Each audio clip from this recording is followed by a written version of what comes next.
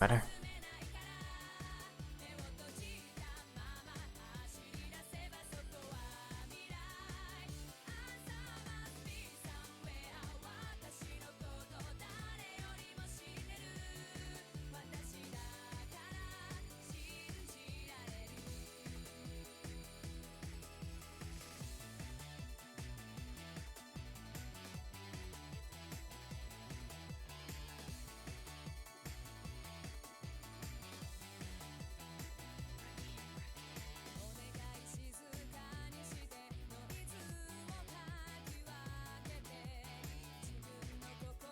I'm being silly.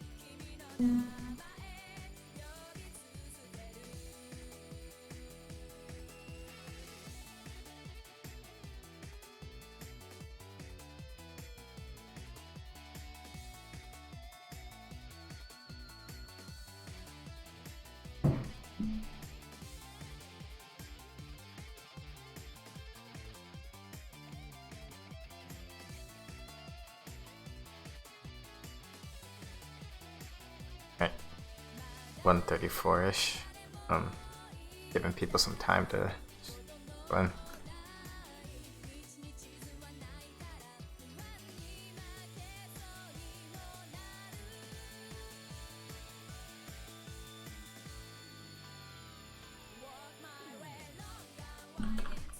So yeah, to any viewers that are just started just coming in, we're just giving people a minute or so to kind of flow in.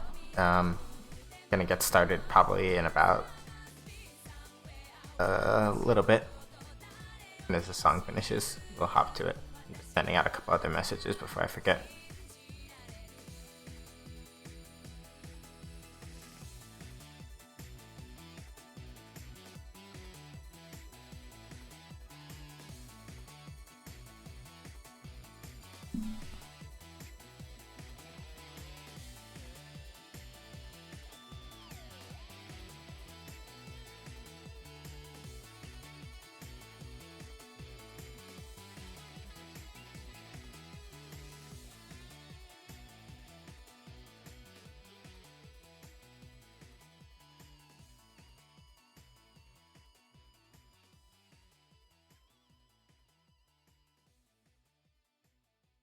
Alright, perfect. Okay then, hop to it. Here. Okay, so good afternoon, everyone. Usual, my name is Sean. I make games. I play games. Games, basically. It's kind of how we roll in this piece. So, as per usual, for those of you that may be new to the stream or are kind of coming by for the first time, basically the format is that I'm going to show off a little bit of work that I'm doing for my current project, Mage Princess Aalia. Every week, I just show a little bit of where I'm at, whether that's new sprites, new sound effects, new what have you, and I also kind of open the floor just to general questions about the game, sort of explaining how things work, what we're up to, how all that kind of comes across. Then after about 20 or 30 minutes of that, we switch over to Star Ocean Till the End of Time. I am currently taking my time going through a kind of casual playthrough of the game. It was one of the ones I played a lot in high school, and so what I'm playing it again for is mostly just kind of a retrospective. Sort of now that I've spent a good 10 plus years as a game designer, and now that I spent some time kind of going through all that, I sort of want to come back and look at game sort of in retrospective and see how my perception of it have changed since I played it. Also, just to like have fun, make some memes, get beat up, cry a lot, you know, sorry and things. That. So let me just switch over and then properly actually switch levels and make sure that all our other stuff is good. And then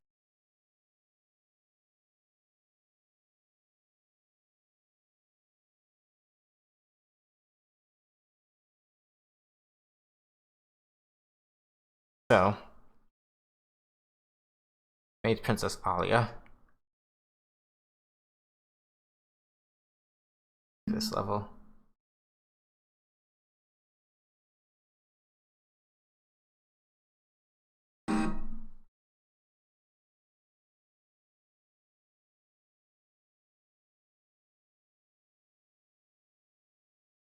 We don't get any more unpleasant surprises, and the races.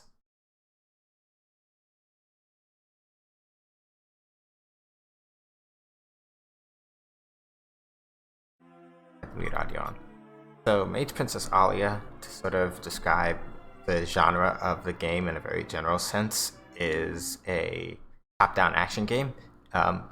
In some ways, it has a lot of similarities to a twin-stick shooter, and I sort of like informally refer to it as such when I talk about it. We have support for both controllers as well as keyboard and mouse, with plug-and-play support for a couple different controllers. So like, for example, if I unplug my PlayStation 4 controller, I can in fact play with keyboard and mouse, and the glyphs will sort of update accordingly. The basic idea, so if you're playing with keyboard and mouse, you use your left mouse button to fire. You can hold it down to charge up shots. Enemies will occasionally drop power-ups like this one, which will sort of increase the speed that my mana regenerates at.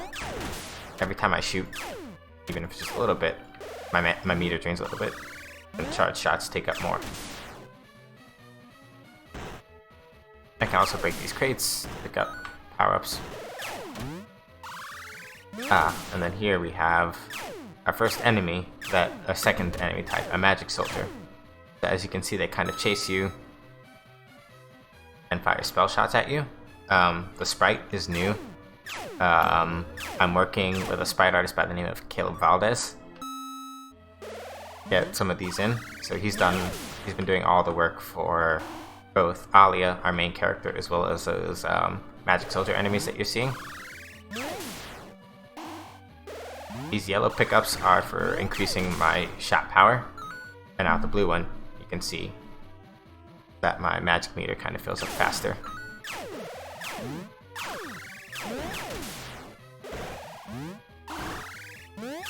One other mechanic, if I press spacebar, let's see if I can do it with proper timing. Pressing spacebar will use up all my magic energy to create a shield that will reflect enemy attacks.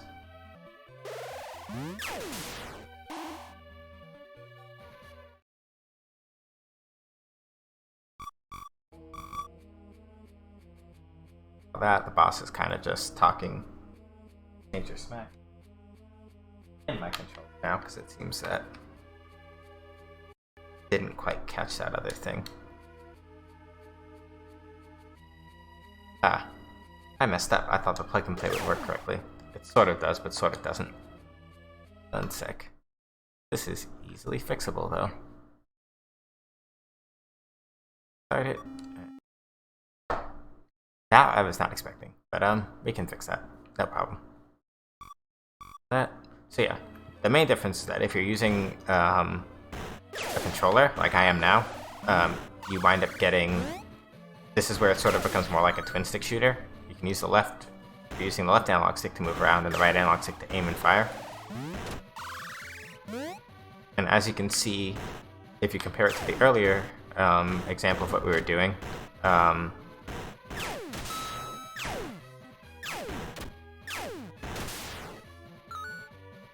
Now, if you collect 2, it just kind of refreshes the timer. But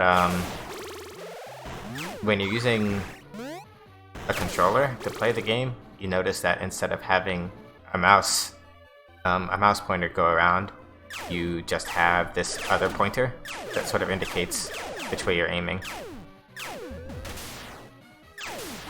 And that's just kind of a concession to the fact that it is just a lot harder to move a cursor with a controller in a way that feels very nice. So I chose this instead. Ooh, bad reflection.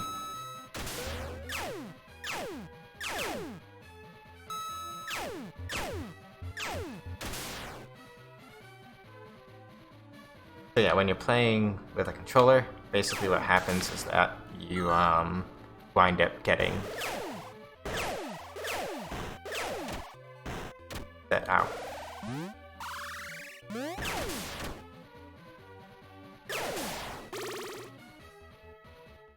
Yeah, so when you play with a controller, you just have that arrow there instead to kind of help you know what direction you're pointing in. Makes things a little bit easier.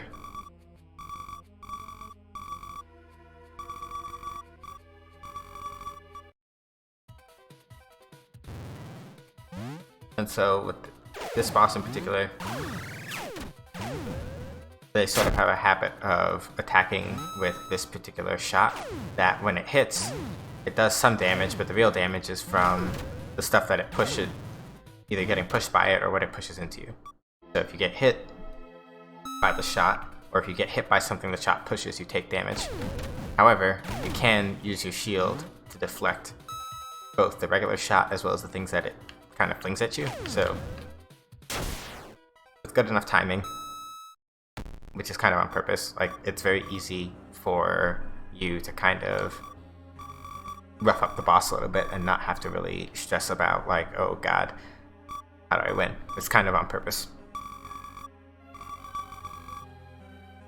As for sort of the main sort of thrust of the game in terms of the storyline and what it's about, our main character Aalia is the princess of the country of Ishmi. About 10 years before the start of the storyline, or before the start of the game rather, her father was deposed by one of the members of the Branch family. Basically, Alia's father, Uruj, was kind of a jerk. When I say kinda, I mean very much so. Like, very much in line of like the I am the tyrant, you will do what I say sort of thing. Not a very pleasant person to be around. So one of the members of the Branch family, so one of Alia's distant cousins by the name of Hazrat, was the one to sort of work to dethrone Alia's father, and then attempted to kill her because like, alright, let's just rip the whole main bloodline out by the stem to make sure that they never ever do anything to sort of endanger the country again. That was kind of the main idea behind that. But of course, the main thing that got it. So the main thing that Aalia did in the 10 years, she was taken away by some of her grandfather's sympathizers who know that she's just a kid. She's like 14. Spent those 10 years in exile, did some other stuff, and now has come back to kind of take back the kingdom. And that's sort of the part that we're playing through now.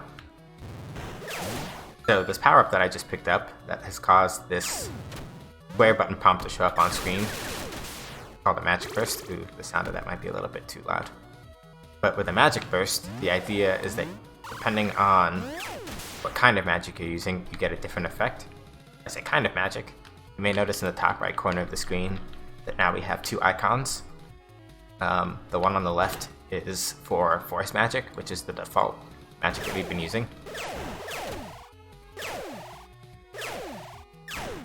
But we can also switch over the magic that the first boss, Ismo, is using, which is pulse magic. Pulse magic, we can push other objects, or we can push enemies.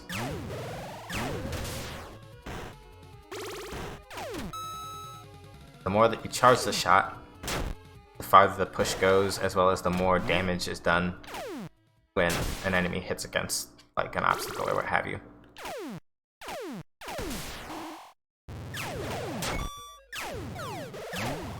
These blue triangle enemies that you see are assassins. Basically, they jump at you, and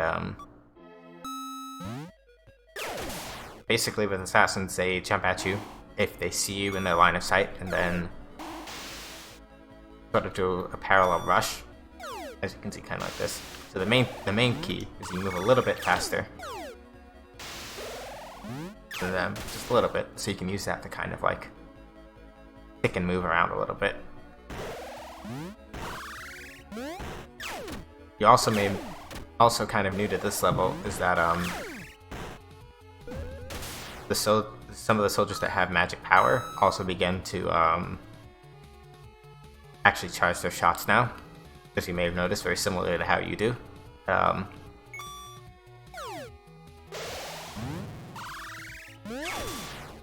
So they only use force magic.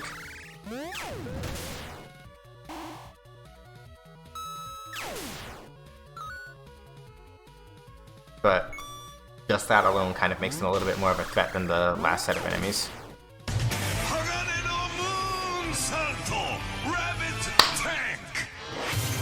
Maximum Crash, thank you for the follow. Much appreciated. Welcome to the stream. You are just in time for us to keep going through level 2 of the game that I'm currently working on, Mage Princess Aalia. We are almost at the boss room, in fact. Let me see if I can get this sweet deflection shot.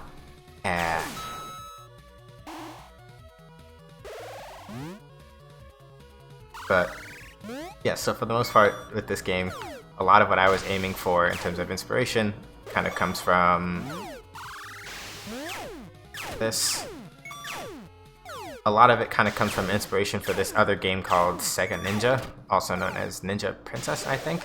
There was basically an assignment that I had for school when I was in grad school where we were asked to kind of make a game, or like a fan-inspired type game based on a game that had a female developer involved in it.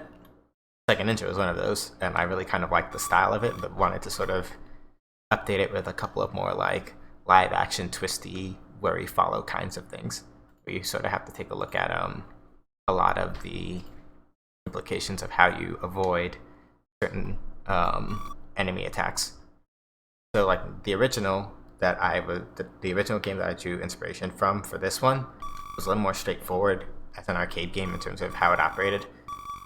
So in my case, you have like a ninja hiding skill and all that, but in my case I was like, kind of want to punch it up a little bit with a little more direct action interaction. And that's where the idea of the shielding mechanic came from. Whereas some of the magic aesthetic, in terms of what I've actually based it on, a lot of it is based kind of around thematically northern India. But in terms of the designs of the characters, the clothes they're wearing, and eventually like the environments. But the other gameplay inspiration was from this... That works now, I forgot. Ouch. From this other game called Merlin's Revenge. A lot of the mechanics about how you charge up your shots and do other stuff like that kind of is based on Merlin's Quest. Oh, right now I have to actually explain how the bosses work, because they just completely hosed me over. Right, so the bosses for this particular segment consist of this pair of an assassin that's a little bit stronger than normal, as well as a magic siphoner. And so the main thing with these two that makes them so challenging in particular is that with the magic siphoner, that sort of red area around them will cause your mana to not regenerate while you're standing in the red area, so you have to do a lot of dodging of that character. And otherwise though, the assassin kind of functions as normal. However, as you can see, one of the things that makes this fight a little bit easier is to make sure that you have, you're using your pulse shots a little more often. So with just force, it becomes a little bit harder, but pulse lets you kind of buy a little space when you need it, especially when you have the magic siphoner boss Guram attacking you more often. But once Guram's out of the way, it's just kind of a matter of like dodging around the assassin until you're able to kind of like get a read on her. Kind of just the way I designed that fight. It's kind of on purpose.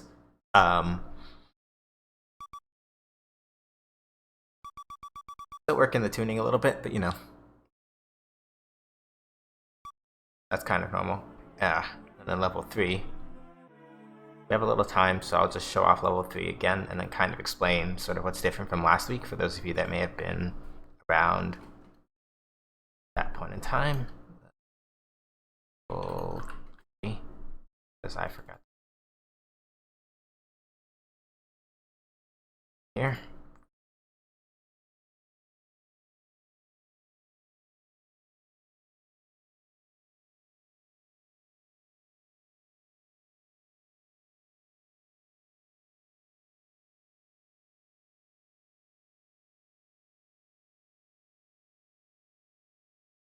So, mostly what's different between that last week and this week. I wanted to save it for this level, because this is where we can sort of see everything at once. So, new to the game this week, I turned off all the enemies because I was debugging earlier and forgot to fix it. So we can fix that now. So, that. This. Right.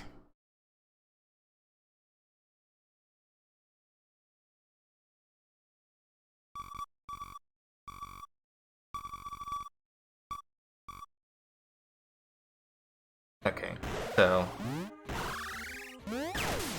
the main reason why I wanted to wait till level 3 to show this off is mostly just because it's a little easier to see it. So, as I was saying earlier, the sprites for the soldiers that are casting magic, those are new. Big shout outs to the sprite artist I'm working with, Caleb Valdez. So, you know, times being as they are, things have been a little tricky, but like little by little, we're kind of working our way through and getting all of the major stuff that we wanted in. And so he just added these new sprites for the magic soldiers. As you can see, in this level, magic soldiers can not only charge up their magic, but we also begin to see different variants of them. Some of them fire force magic still, while others now fire pulse magic. Last time I showed off the force burst, but I want to show off the pulse one now. I really like it, it's one of my favorites. Watch this.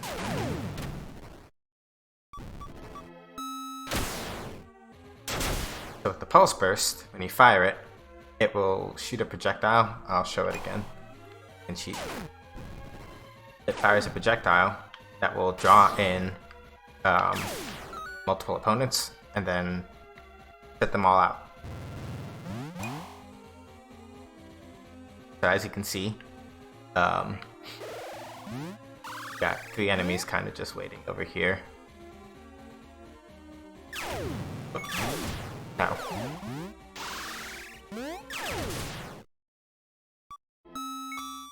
And so one of the reasons why I'm very generous with retries is that this game is hard. I joke often that like making hard games even on accident or even accidentally is kind of just the thing that I do. And I kind of just lean into that. So very relatively early in the process, I'm like, all right, let's just do unlimited continues, and that more or less seems to work out so far. When people try out the game, when people test it, they're like, I really appreciate that you just start me right back there, and I can just try again. It's no big loss.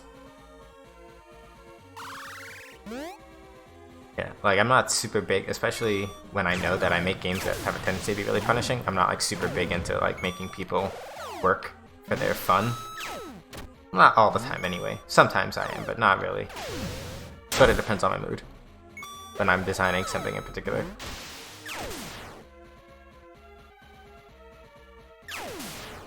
These. And now the boss of level 3, Kira. So this boss, at least as the build is, at least in the game so far, is kind of one of my favorites. I had a very inspired idea when I was working on her behaviors. It's easier to show you rather than tell you.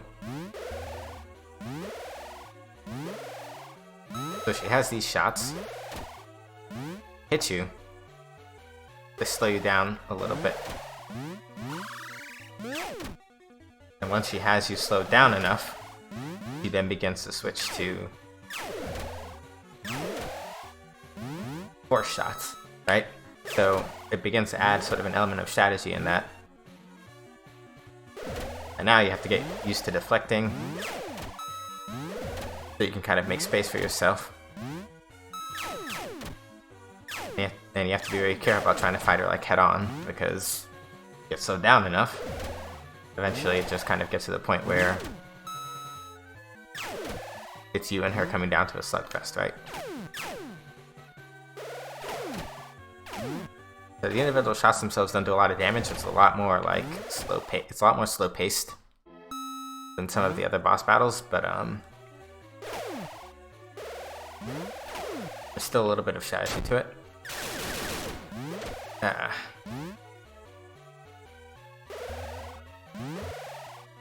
In the sense that you're kind of biding your time a little bit and trying to make sure that you're not getting too messed up by stuff that she's throwing your way.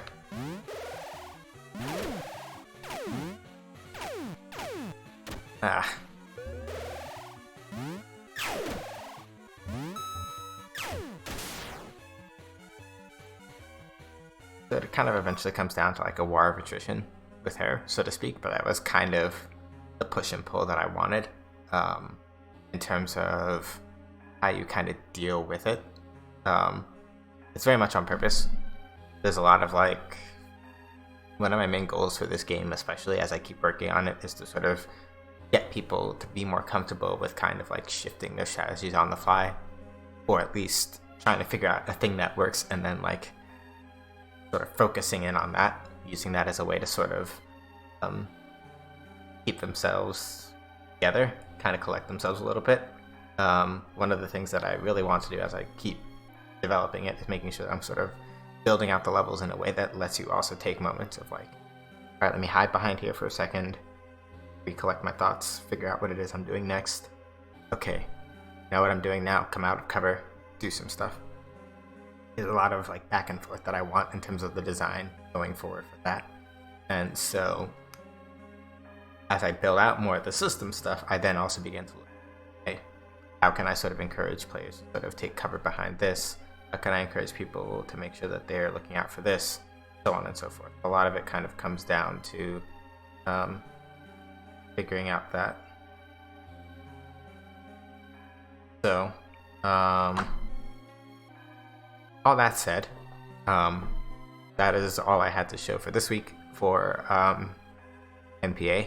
A lot of what I'm working on now is mostly stuff for the final level in terms of like scripting some things out, trying to figure out behaviors for the final boss, little things like that. So maybe in like either next week or the week after, we should begin to be in a good enough spot to kind of see some of the things that are beginning to sort of shape up from that. But do I have any questions from anybody in the chat about the game or any other things that you might be curious about?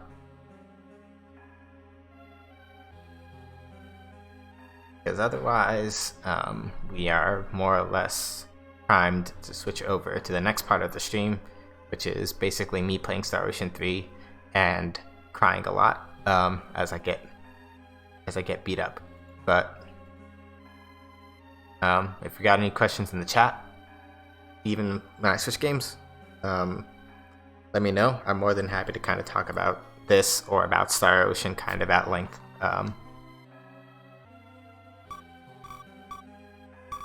So, yeah, and the only other reason I'm not going too much more into like some of the story stuff that you're seeing here, if you're able to read it when I'm mashing through it, it will give away some of what's going on. So that's why I've been kind of like very hush-hush about some of the story details. But if you ask, I'm more than willing to share a couple things within reason, trying to avoid too many spoilers.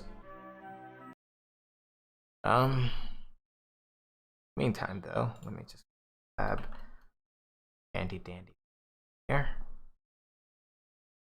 Get our next game. Get our next game and next section up and running. Alright, so while I do that, how is chat? Gotta fix the mix on this now, so that we're not out of pocket. It never saves it for some reason whenever I fix it on here. But I think we should be good now. I should be able to hear this without like my eardrums blowing out. Now all we gotta do is this one. Now we're over here. Where's my chat box? I expected my chat box to say things on stream, but it's not. That's weird. But so for the second half of the stream, like I was saying before, Star Ocean 3 is sort of the name of the game. Well, not sort of, it literally is the name of the game. As I was saying earlier, one of the main purposes of me playing this game, hearing myself think a little bit, there we go. So one of the main purposes of this game in particular, or playing it, is that I want to sort of analyze it with kind of fresh eyes as a mature game developer, with a better idea of kind of like what are the things I like now that I've been alive 10 more years since the last time I played it. What are some things that I find more interesting about it, or what are things that I don't find as interesting about it now that I've kind of like had some time with other games that maybe have done other parts of it better, you know, little things like that. And then of course also just to kind of make memes and jokes, but it's kind of neither here nor there.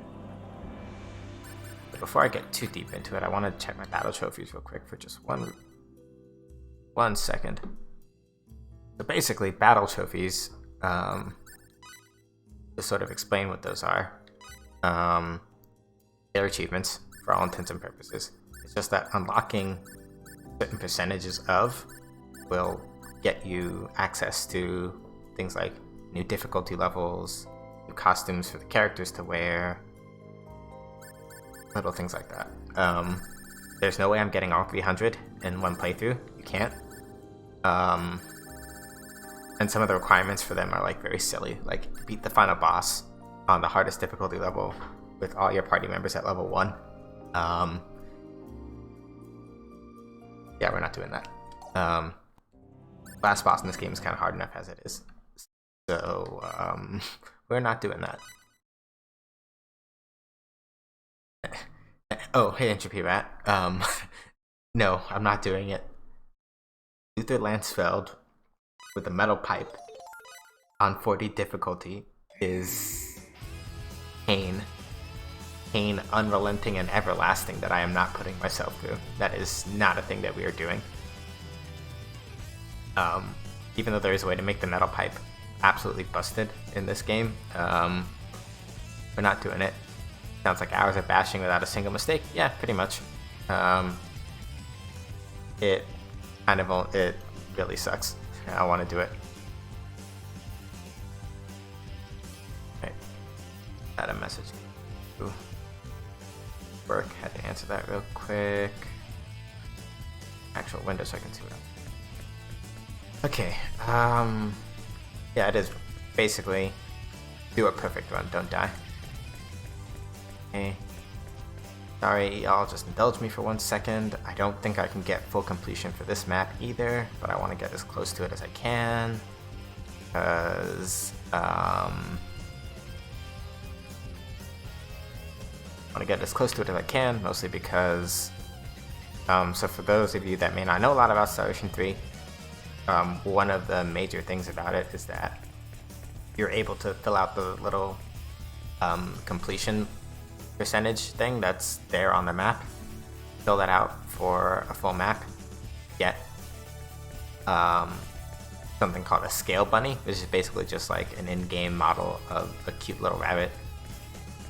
However, scale bunnies, aside from like giving you like a 5% movement speed increase or some other silly marginal thing that, you know, nobody really likes, the more important thing is that they sell for oodles of cash. I do need to do probably at least a little bit more playing off stream to get a couple of those, because it's a little tedious, but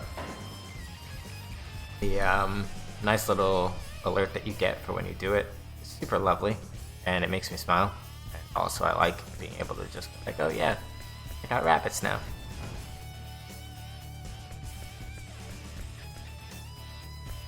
Yeah, so we saw most of this Curlsaw training facility. So to explain where we're actually at in the story, how to summarize this as succinctly as possible.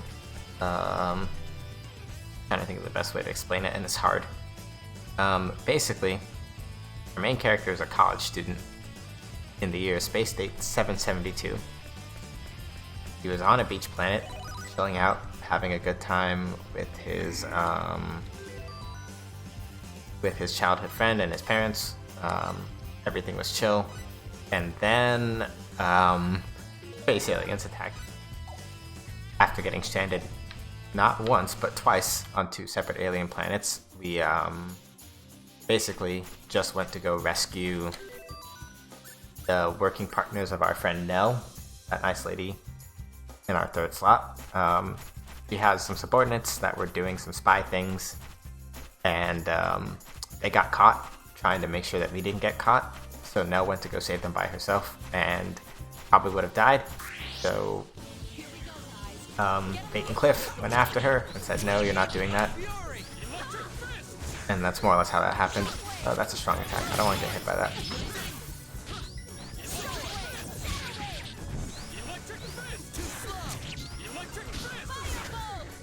So basically, we just saved her subordinates and saved her from dying. So now we're on our way back to the main plot, which is mostly we're going to the Sacred Kingdom of Aquaria in order to help them out in their war against the Kingdom of Aeroglyph. Basically, it was a dispute over Aquarians presumably tried to assassinate a religious leader or something. That is probably not what actually happened, but you know, propaganda.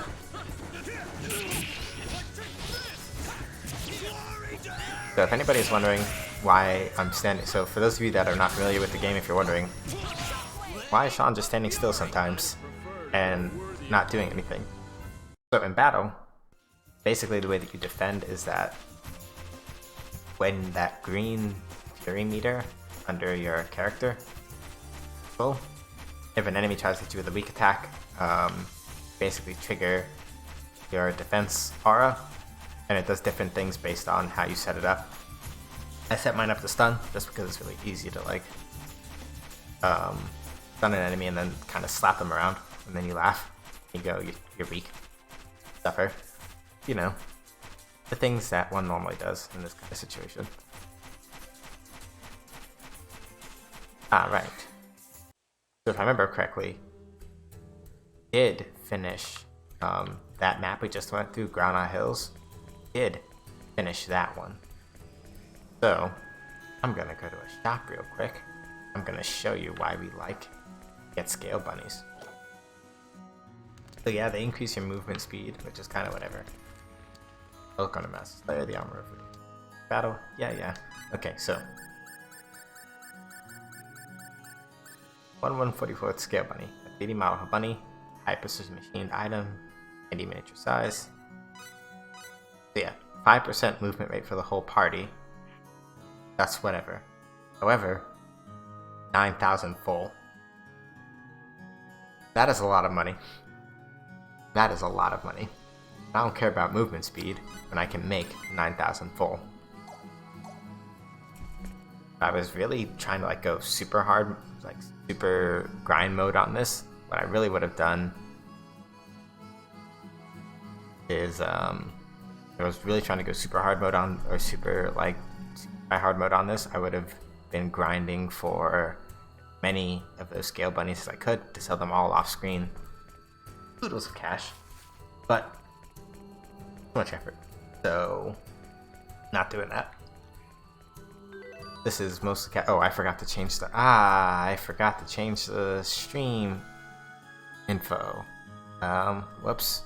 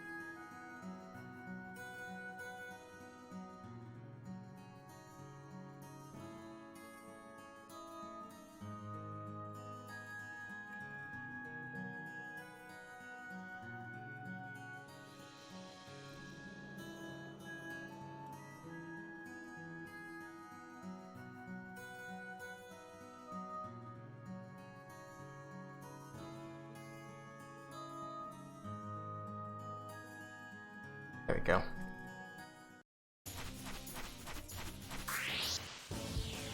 You wasted my time. Use a little sparring practice. Oh. That's a little bit of a letdown. So, basically, for context, the reason why I said it's a little bit of a letdown is that, you may notice that gauge on the right side of the screen. That is the bonus battle gauge. I love the bonus battle gauge. However, the bonus battle gauge requires you to be fighting enemies that are roughly on your level in order to actually fill up. If enemies are weak or are otherwise not a challenge to you, it doesn't really do anything. It's no bueno. Not that fun.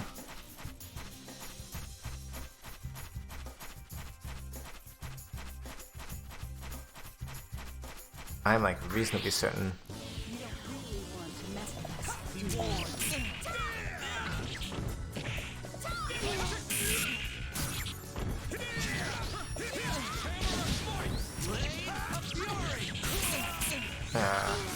Now they're starting to use auras.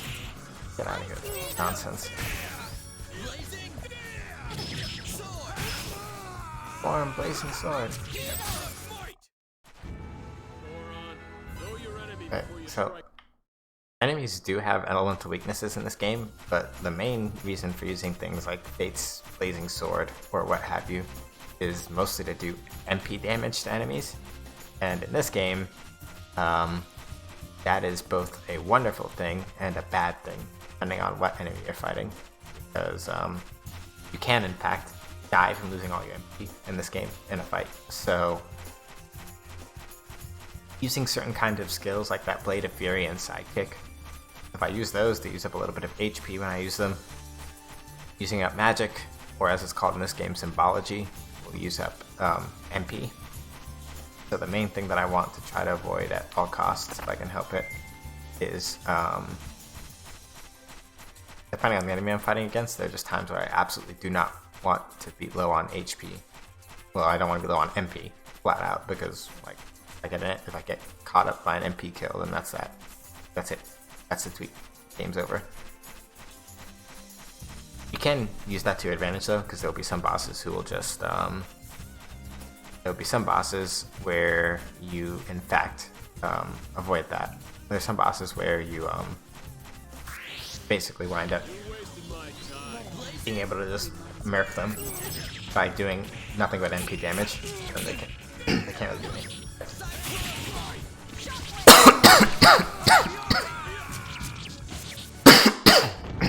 And I thought we were in for a challenge. Pardon.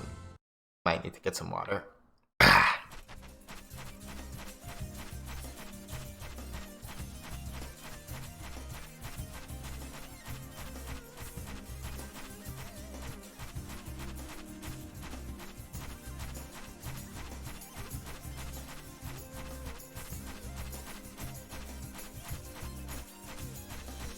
So, luckily map filling is not, it's a little tedious, but it's not like super hard, really, in this game. Just one of those things that you definitely can't do if you're not at least at level with most of what's going on. If you don't get a full clear of Cursa Hills, it's fine. But, well, it's not fine, but basically the main reason I'm going to all this trouble is because one of the key strategies for basically breaking the rest of the disc over my knee, this is the only like power gaming strat that I'm kind of using for this run, that I'm gonna need lots of money to make a very busted item for item creation. So I just need lots of money for that. So flat out, that's what I'm trying to farm all this money for. Up a little bit when I hit.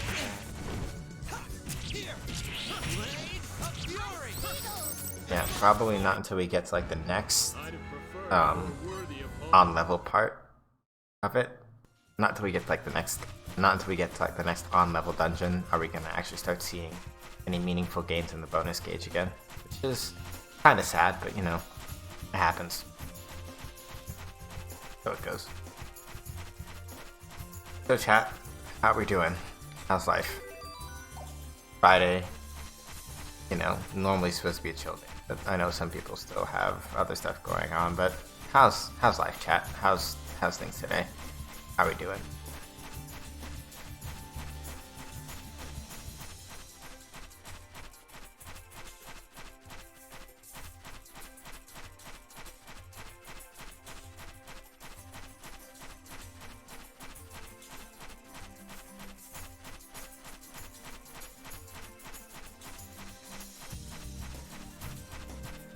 Ooh. Very nice. So compounding elixirs. I know I keep vaguely kind of skirting over the item creation system and how it works, but the basic idea is that make certain kinds of items you need certain base materials, like cooking ingredients or compounding elixirs. You need those combined with I really gotta take that long range spot, it's messing a little bit. But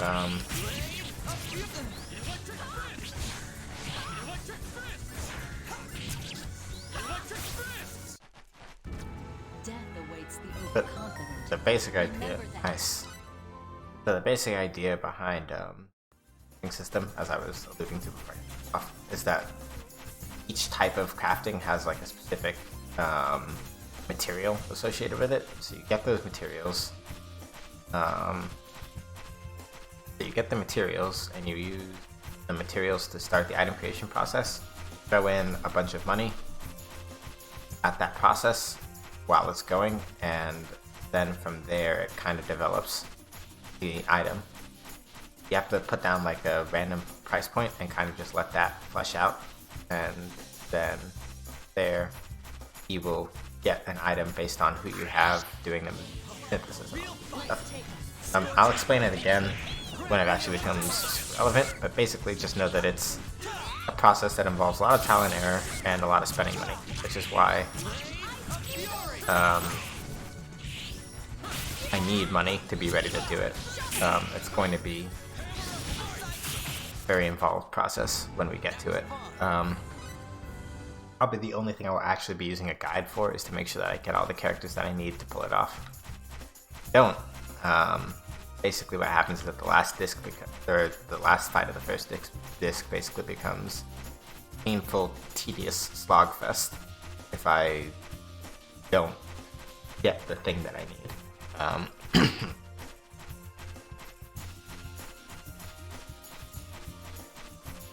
Use out the last little points there. Sometimes you have to do weird camera twisting and some other stuff.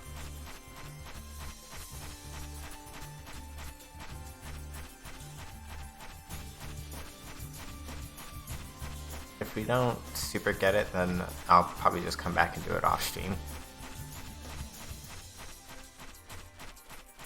Sometimes you don't need like a pure 100. You can get like to like 98 or 99 or something, and they're like, oh, that's close enough. Try and see corners I can not get on with it.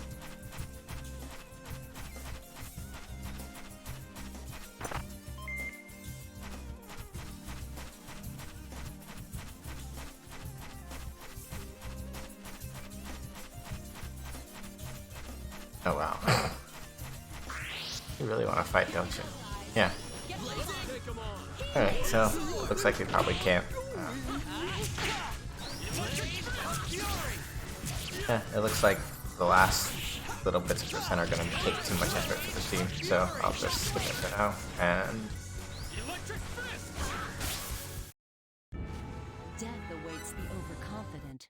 so I'll hop over that for now, and then I'll probably just come back and get the last couple percentage points off screen. Or off stream, rather. No big deal. So, in terms of... I think we probably have some story scenes coming up, because... Lady Nell! You alright? Yes, I'm fine. I'm sorry to have worried you. Where is Claire?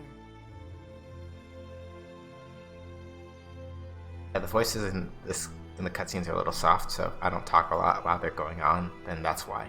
Mostly so that y'all can hear. She's at headquarters. She was worried. She'll want to see that you're back.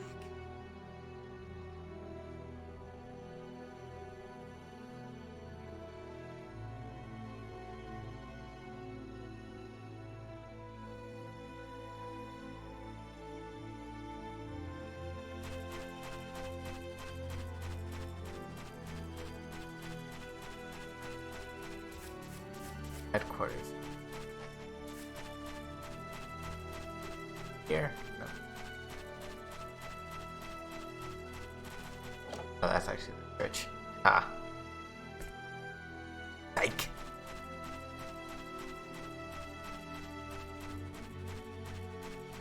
I will remember where the actual headquarters is in a second. My brain is just... Yeah, here it is over here. Go ahead, something back this low.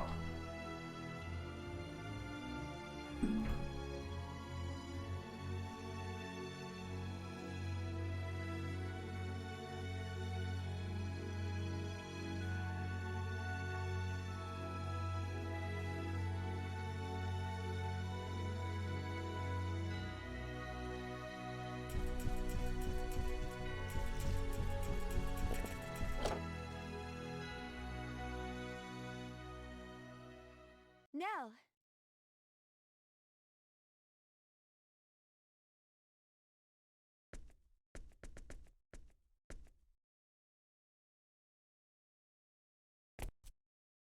Sorry to keep you.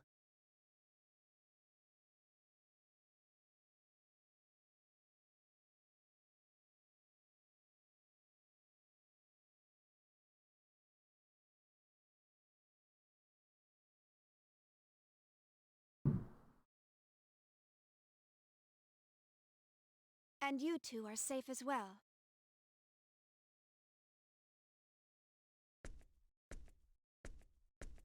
I want to thank both of you. I fear they wouldn't have made it back safely to us had you not gone to help. Yeah, probably not. I know some of the Hurrah in the moon, Santo! Rabbit tank! Red Dragoon, thank you for the follow. Much appreciated. You have come just in time. Much more Star Ocean going on. Don't mention it. So We didn't do much. It was mainly small fry. Cliff is kind of right. Um, that was Don't sell yourself short. that was not And something. we were able to defeat the second in command of the Black Brigade thanks to your help. I kind of went a little ham on some of my like following alerts and stuff. Streamlabs OBS lets you get away with a lot of that. It's kind of so I kind of went ham on that. You defeated Shelby of the Black Brigade?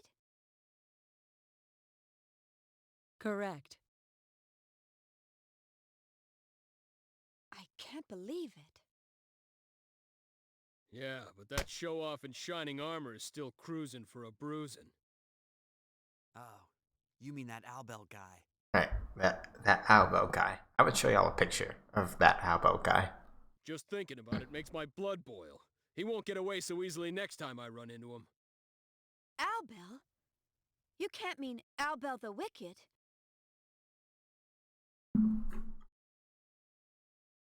Amazing, isn't it?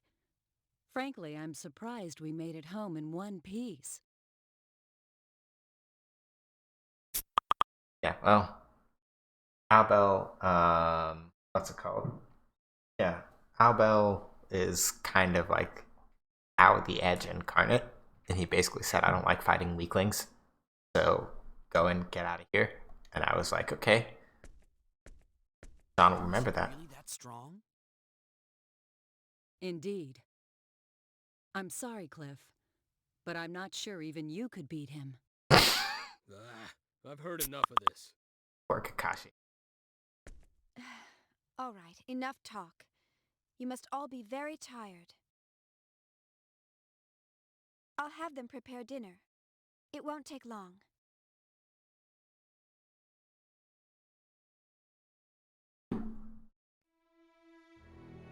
So, you won't help us after all? Honestly, I need to work on playing more Star Ocean. Yeah, so Star Ocean 2 and The Last Hope. Yeah, I have feelings about The Last Hope. I'm probably going to play it off stream at some point to kind of see.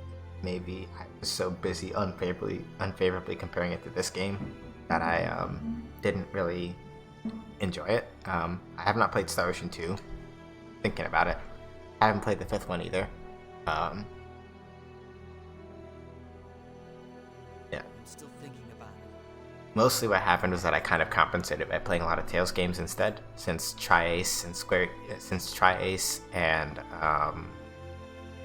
Bandai Namco, insofar as like the Tales series went, there's still Making a weapon doesn't sit well with a me. little bit of a relationship between those two, in the sense that Tri-Ace, who develops Star Ocean, Tri-Ace is basically an offshoot of, or started as an offshoot of the members of the original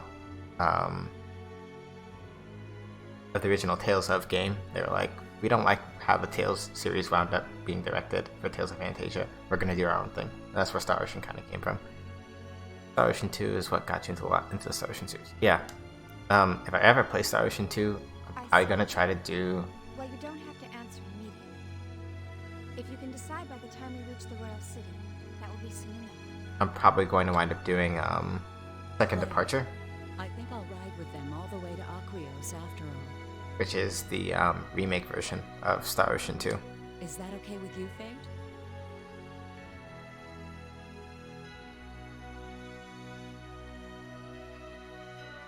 Of course it's okay. Isn't that your mission?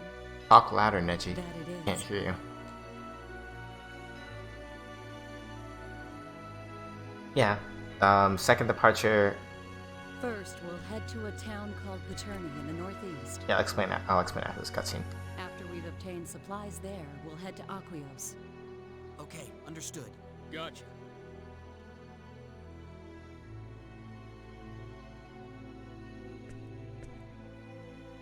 I'll be back. All right. See you soon. Everyone, please be careful. You guys too. We'll be just fine. Oh, Farley. Yes. Take care of Nell for us, please. May Apris guide the your grace path. of Apris be with you. Right, so the thing with Star Ocean Second Departure, which is the remake of Star Ocean 2. So it's not like a 3D remake or anything. Not anything like that. But yeah, they ported it to the PSP, redid the character art, maybe retranslated it also, but I don't remember for sure. A lot of little things like that, sort of kind of bring it into the new age.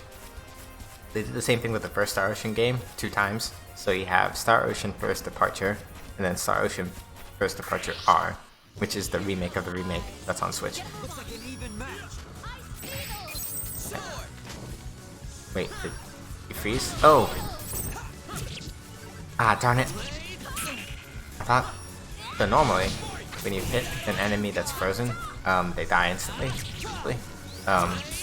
Nell's Ice Needles spell has like a small chance of being able to actually freeze. Freeze on hit, but for some reason there it didn't. Well, it did, but I wasn't able to get the kill for some reason. Bad. All mirror planes, I only did like this little bit of it's already 16%, so let me see if I can squeeze in a little more.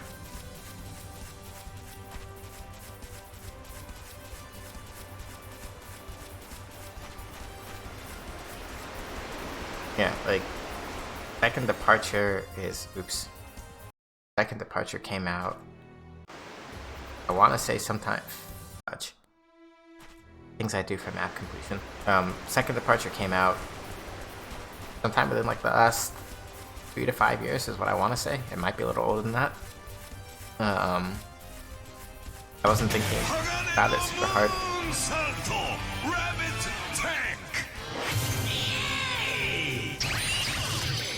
Subby Basis, thank you for the follow. Much appreciated. You have come just in time to see me running along the crevices of this map for map completion. I really want a bunny model to sell for lots of dough. And I mean like a 3D model. Alright.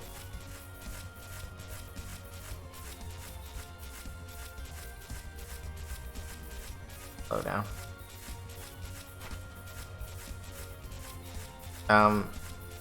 Second Departure doesn't actually change any of the major plot points, as far as I know. The question was, is Second Departure new canon now? As far as I know, Second Departure doesn't change any of the major plot points. It's just graphical updates and a retranslation. Like some of the names, since... Oh. Looks like a good I do it too. Incomplete maps give me anxiety. Well, in this game, you actually get rewards for finishing out, for completing maps. I will try to do all of them, but with the way that they do corners in this game, sometimes more trouble than it's worth to do it all on stream. So with some of them, I may wind up doing them off stream, just so that we're not like sitting here and like suffering.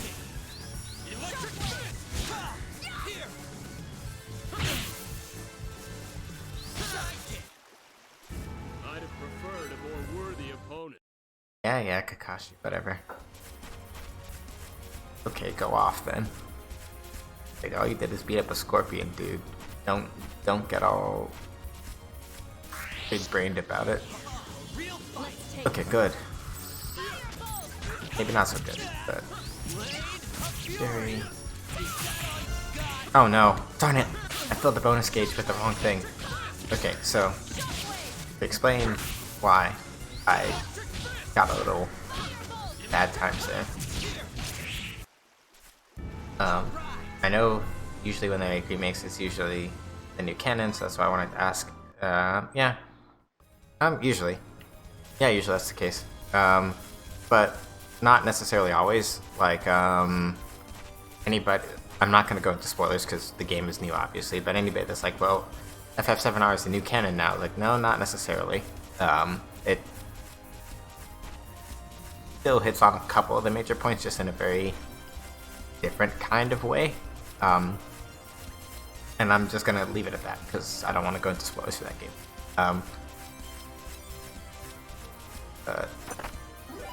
Tool of Refuge, which you use, I think, for like avoiding enemy encounters, but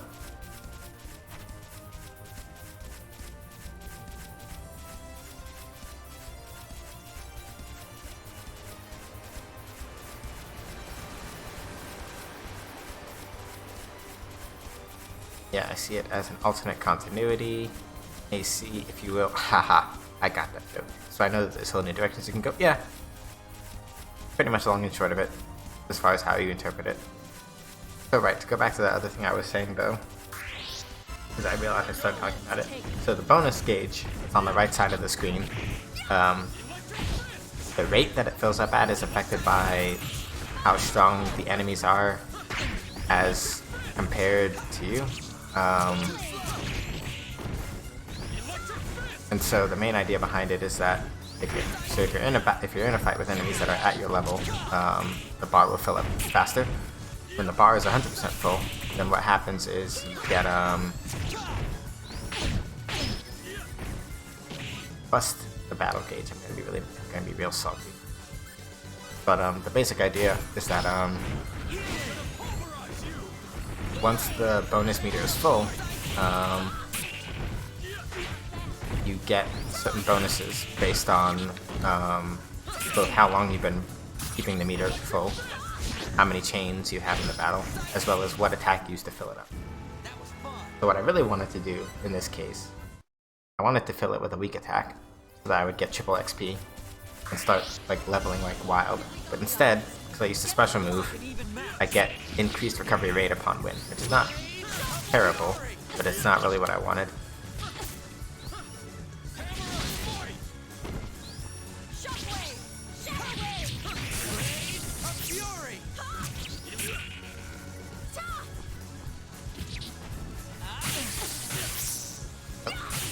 Got a three of those.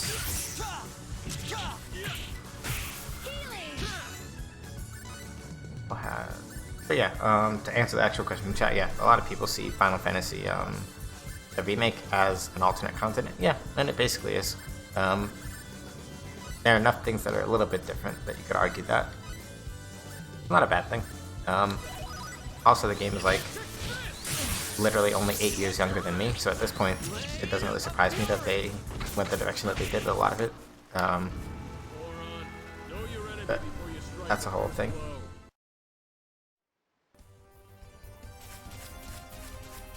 Paternia is right over here.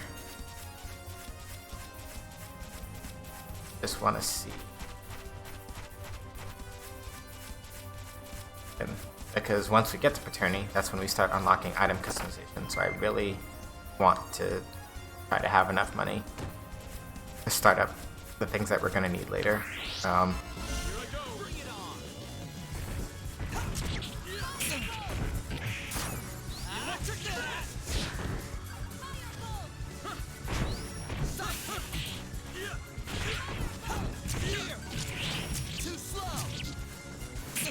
I was only salty with 7 because my child got corrupted on the PS1 after I started. Oh, they did the first reactor and then basically then your memory card farted out on you. Yeah, that sucks.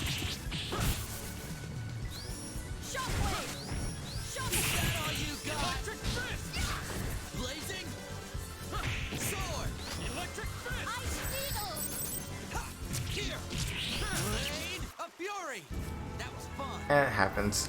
There's a story I have about what made me rage quit Dragon Quest VIII, but I'm gonna tell that another time. That was a whole other mess and a half. Even now I still kinda get like shakes thinking about what I did, about what a corner I put myself in with Dragon Quest VIII. Game's good, by the way. It's just if you don't like how old school RPGs will tell you grind and earn your fun, don't play Dragon Quest VIII. But if you're fine with that, and you don't mind dealing with that, then you'll enjoy it. Okay, no need for faces. I was just saying. Like I said, Dragon Quest VIII is a good game. I just, there's trauma there. Okay, that's a little bit different. I'm being dramatic. I have unsettled business with that game, but also like unsettled feelings. Scares me. Can I get this? Ooh. Cherubic Bust obtained. Don't know what that is. Don't know what that does. Items. Bust. Raises crafting success rate. Okay. We're gonna keep that, and we're never gonna sell that. UA actually got me these features. Yeah, I started with Dragon. I started with, I remember correctly, yeah, Dragon Warrior Monsters, actually, so not even like a mainline game. I started with like one of the side ones, but did you know that Dragon Quest Monsters was probably, no, not Joker, like the original Dragon Quest Monsters on like Game Boy Color. That was the first Dragon Quest game that I ever remember playing. So yeah, I was like way back there. But yeah, so the funny thing about Dragon Quest Monsters, and part of why I like it so much, is that for its time it had a very interesting monster breeding system, like before Pokemon did, by like roughly a year, basically. So Gold and Silver came out, I think, in Japan, and like it's a split of something like Gold and Silver was out in 99, or sorry, Dragon Quest Monsters was out in 99, and then, there we go, thank you. Yeah, DQM was out in like 98 or something, and then Gold and Silver came out in 99, and they both had breeding systems, but hello 9000 full.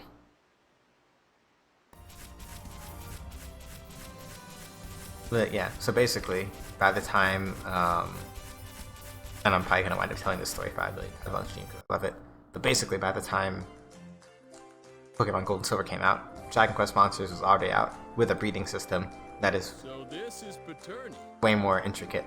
But the flip side to that is that Dragon Quest Monsters basically had they had a really, really robust random generation system. Not a lot of like bespoke content unlike Pokemon Gold and Silver. So it's a fair trade.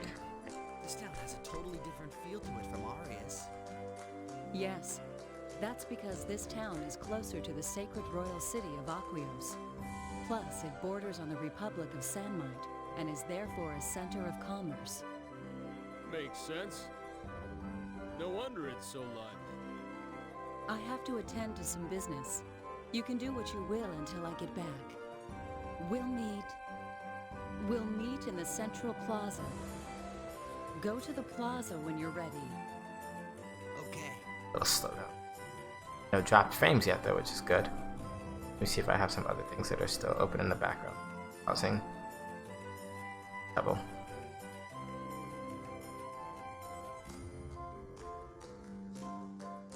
Got it.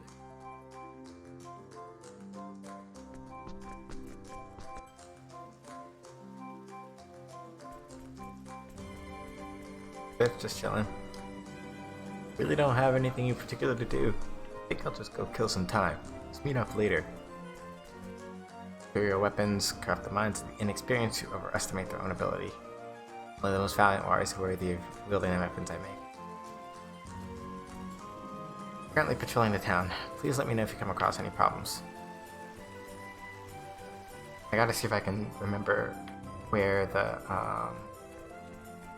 yeah, Paterni's big. It's like probably the biggest, one of the biggest towns of the game. Hello, might I take your order? Have a seat, coming right up. Apple pie, steam, and cooking ingredients. That's all cool, however, comma. Oh right, I forgot I had like 9 of these.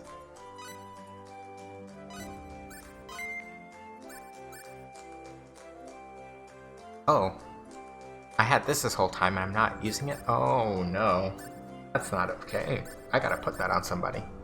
With the symbol of courage, improves the rate of increase of the battle bonus gauge. We want this. Especially if I wind up breaking it sometime today, which knowing my luck will probably happen. We want that. Let me just sell this other scale bunny. I said money is very important for what we need here. Money is very, very important. skill set. Oh, not that one. Equipment. I'm not keeping this clone generator doesn't do nothing. I haven't died yet. However, the symbol of courage gives me all that other stuff.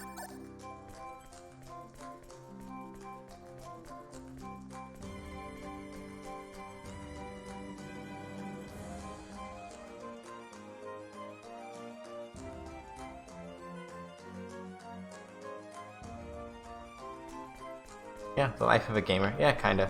Look, I gotta listen. Red Dragoon, my old and dear friend.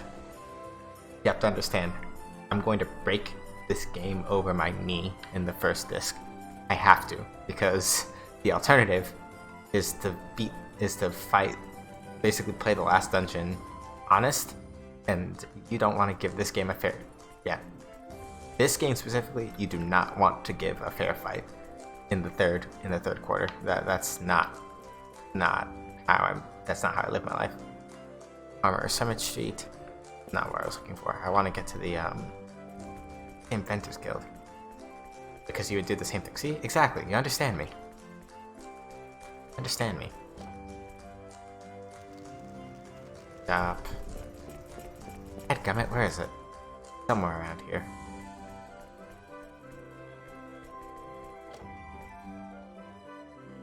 You learned after FF9. See, exactly. Craftsman Guild.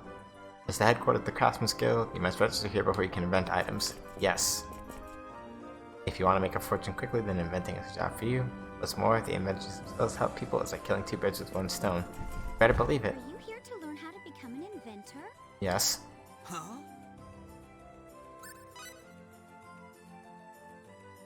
Really? Allow me to introduce myself. The name is Welch Vineyard. I'm the Craftsman Guild's receptionist, the Guildmaster's secretary, and the liaison between inventors all around the world. Wow. Must be hard having 3 jobs at once. So, note that Welch is wearing some very unusual clothes. Oh, you betcha. And they don't pay me much either. But not many people want to be inventors these days. I have a lot of time on my hands. When I say unusual, I mean by the standards of what planet we're on. So we're on Ellicor 2, which is a planet that has not had any meaningful space travel yet. And so most of it is like medieval times-ish for the most part, right? And so Being an inventor used to be everyone's dream job. what she's wearing is closer to like the kinds of clothes that like Cliff is wearing. Just a moment. Which is weird, but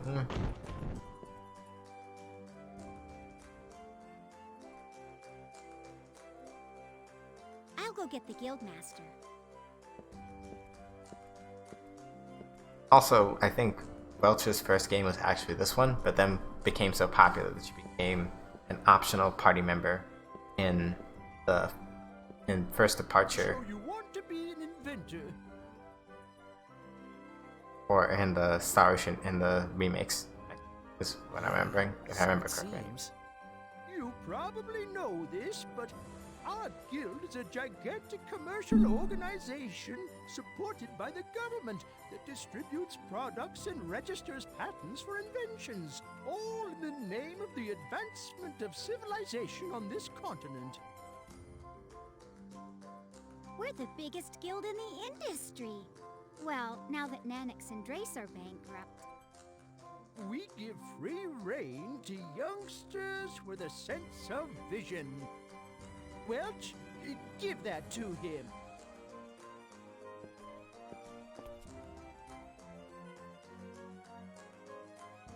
There you go. Okay, It's a compact communicator.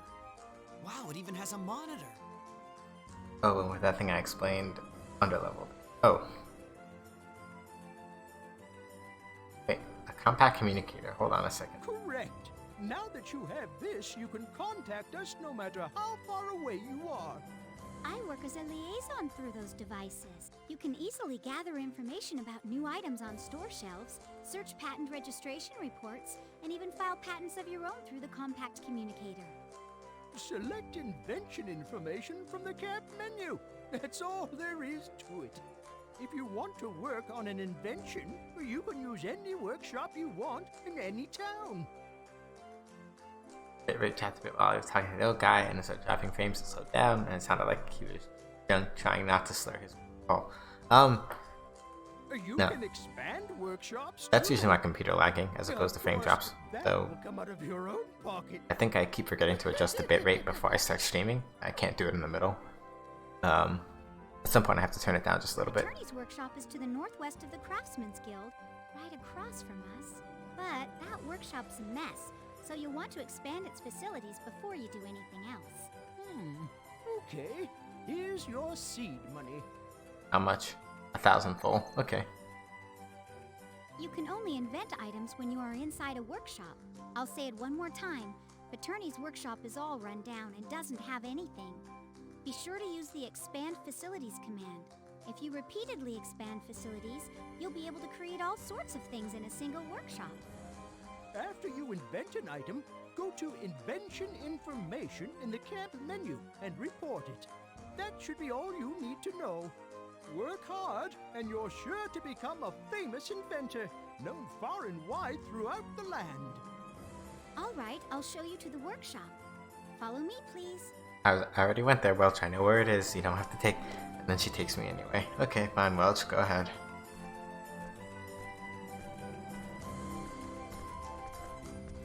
Move like you're going somewhere.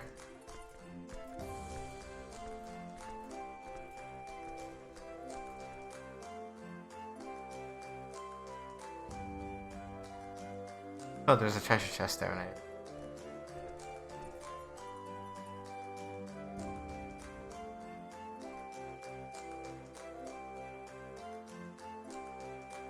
Nope. Hey. Yeah. I know. Bye. Compact communicator obtained. Okay. Yes, I want to try inventing an item. Okay, so basically, here's how this is going to have to work. So as you can see right now, basically, the way that this works is that you have lines that you can do. You assign up to 3 people to a line, give them a specific type of task to work on, and based on how much money you give them and how long they how long you let the process run, you get items. So as Welch was saying, like literally we're all busted up over here. So now we have all 3 lines to sort of run down. We definitely want alchemy.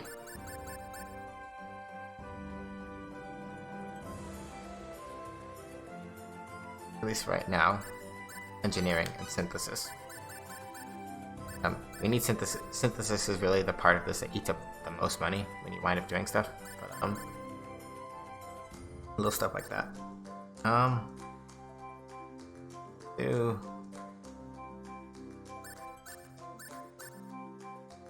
okay, we want engineering because Fate and Cliff.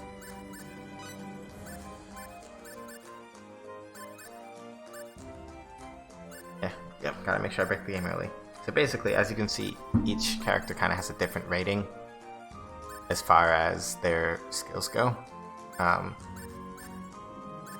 technically speaking, the only thing I can really make decent progress on right now, compounding definitely, smithery almost definitely. Let me go grab smithery as a line. Bent, assign Fate, Cliff, L. Smithery. So, provided that I have Smithery, for now I mostly have to use original invention. Now here's the annoying part. So every time I specify original invention, it gives me a different cost. I have to roughly ballpark the cost that I want them to spend on the line, then tell them to go. So the longer I invent for, that was a failure. So basically every time the time fills up, either they get something or they don't. And so every time it runs, if they don't come up with something, I lose the money anyway, and the quality goes down. So, right.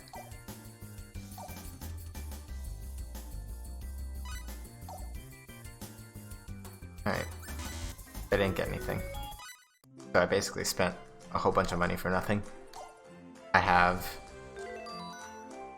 1,621 full. So basically,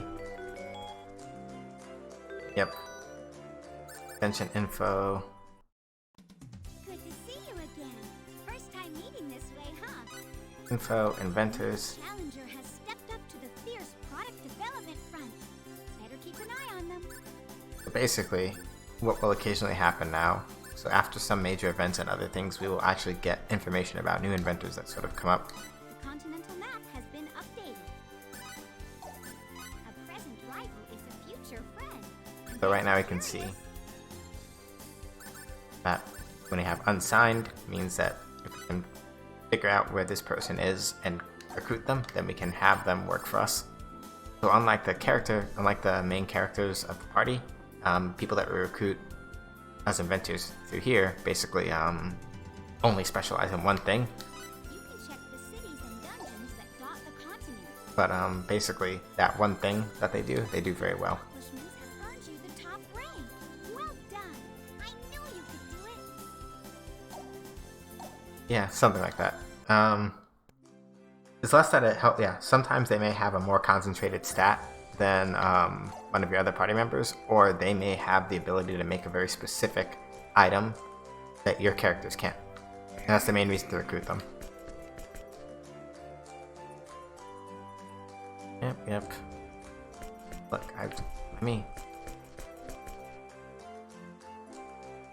Yes. Kidding. Okay, then how am I supposed to get any rest? Here, the battle against Eriglyph continues to rage in Arius as we speak. It is just dreadful. I am so frightened I can barely eat it easy. Yeah.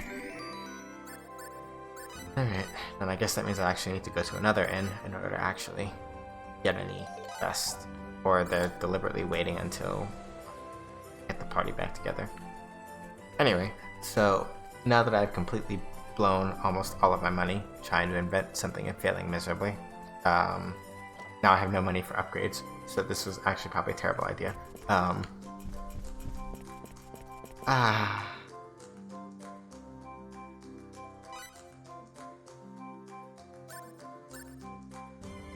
I can invent that in theory, but knowing how to is very difficult.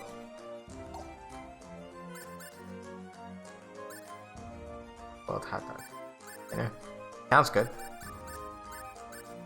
Acid sword. Alright. Do I really want to put myself in the poverty hole just for Fate and Cliff to get? Yes, I do.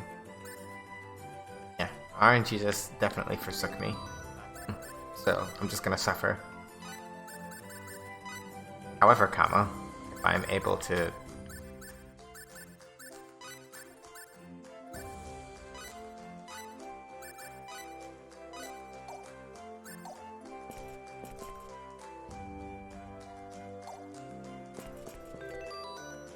that thing they were saying we have how to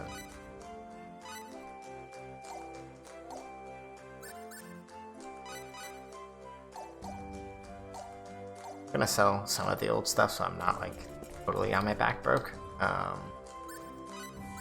Totally broke, I should say. But get the Mighty Gauntlets because for nostalgia purposes.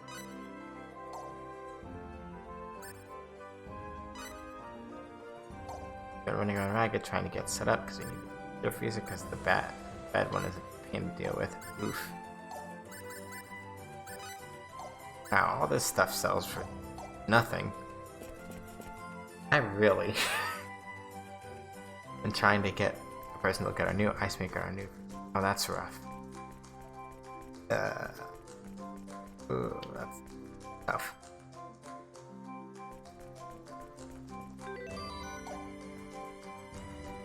That I am definitely sorry to hear. Awesome. I worry about this kingdom's future as I watch beautiful women walk by. Completely against women wearing leggings. Is there any suit? Who is this? And he has a unique name, which makes me think that he might be a crafting NPC. Using over when it's not supposed to. Yeah, oh, that sucks. I heard that our runologist soldiers are suffering greatly from the Glyphian attack. I wonder if Lady Claire is alright. I hope she's not been seriously injured. Yeah, Claire's fine. You don't have to worry about her. Trading town. The road to Akros is already open. It's always open, but it's very late today. Leave now, the sun will set before you reach Akros. Please depart tomorrow if you want to go to Secret City. Okay. Yeah. Anyway, we're not going to talk to that Gossam guy. That was no bueno. Vikings are amazing.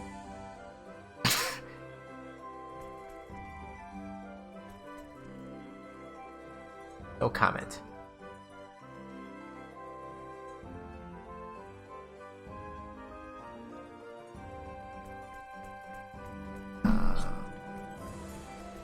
Are you a pilgrim? It's on a little further to Akros. Don't give up.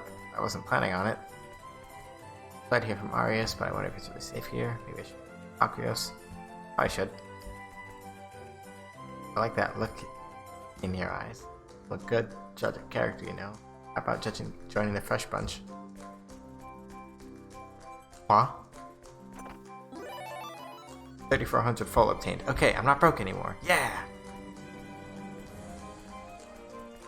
Passage to the Kingdom of Greeton is currently restricted. Only authorized persons may pass.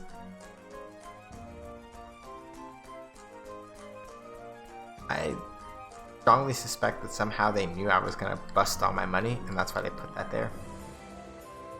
In this day and age, everyone wants to pay the gods now and again. However, I can't spend any of that until I actually get decent seed money. The stream is going to go for about a half hour more, so I don't know if I'm going to be able to milk the bonus gauge and get back all I spent, but figure something out. Welcome to our store. Our prices are exactly as marked. A sage. Honestly, in this game specifically, grinding for money is basically pointless unless you get the double full bonus on the battle gauge. If you try to grind without that, then it just becomes really tedious and kind of a pain. And I know you don't mind doing tedious things, but like basically until you get until you put double full on your bonus gauge, no reason to grind money in this game like hardcore like that. But once you get it on whatever playthrough you're doing, at least until you load it again, getting double full is basically the best way to actually grind money. Trying to do otherwise is kind of like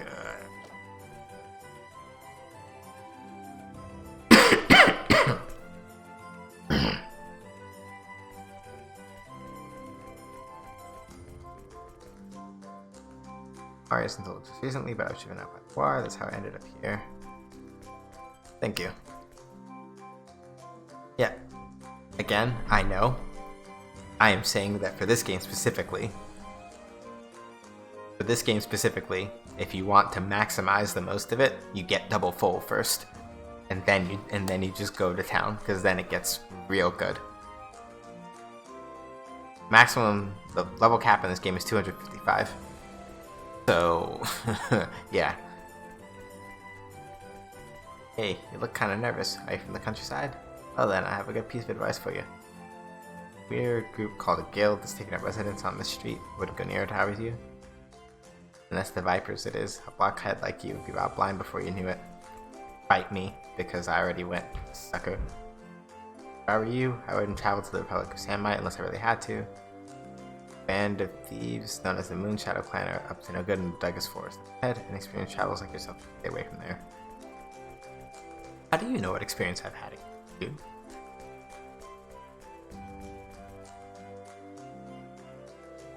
After FF9, I overgrind where people are like, that's not necessary. Yeah.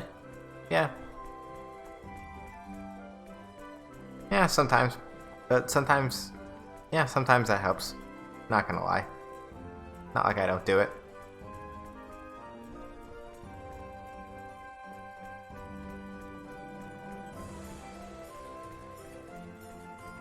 I remember where the next gosh darn plot hook is. Oh, this must be the central plaza where we're supposed to meet. Okay, I found it. Haha. Victory. What should I do now? Gonna chill. I've been everywhere I want to. I think I'll relax while waiting for the others. I've been pretty tired lately.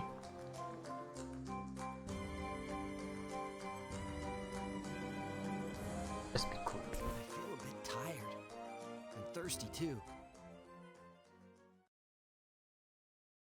Weapon development.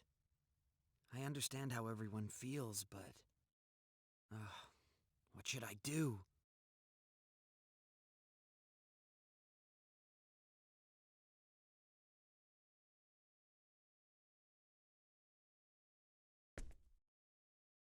Are you okay? Are you feeling ill?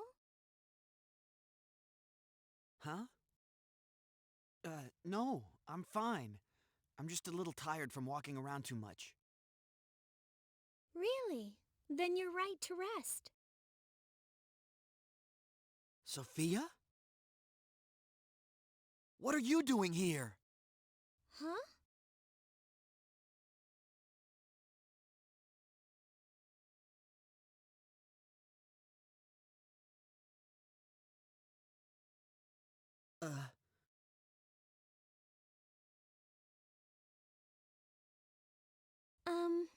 I'm really sorry, but I think you have me confused with someone else. My name is Amina. I made sure I got... Yeah.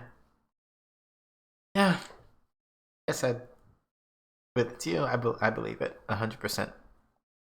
Amina? That's right. I'm so sorry. You look just like a girl I know. For a moment I thought... I can also confirm that she sounds like the girl that Fate knows. Oh, I see. Sorry if I seemed a bit startled when you shouted like that. Sorry about that. That's all right. Don't worry about it. Well...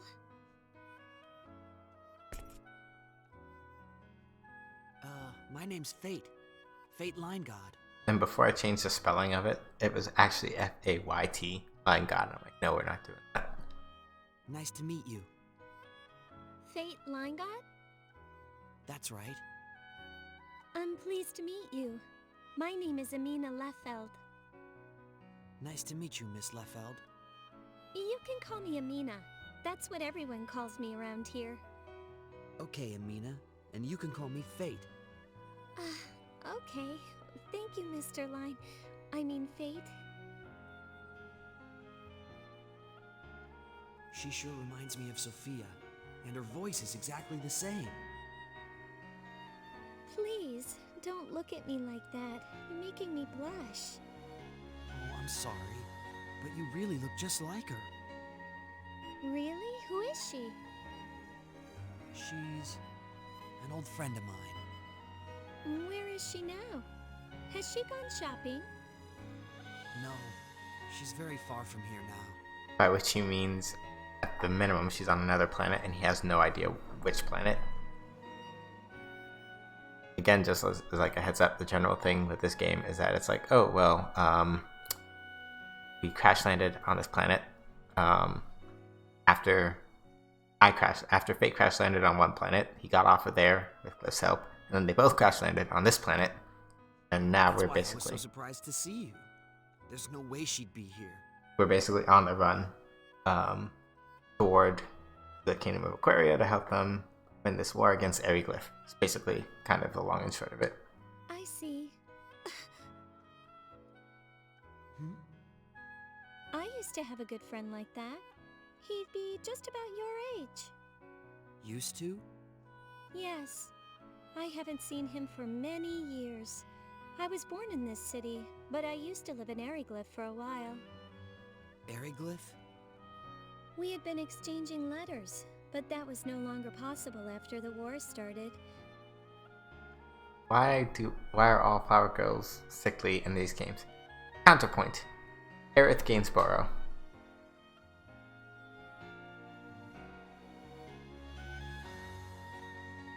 Okay, that was I don't even terrible. know where he is But now. His last letter mentioned something about becoming a researcher. Okay, yeah, besides her, that's a good question.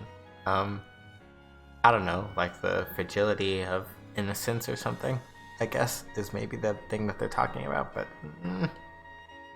Is that so? But I have faith that I will see him again someday. I'm sure you will. Yes. Thank you.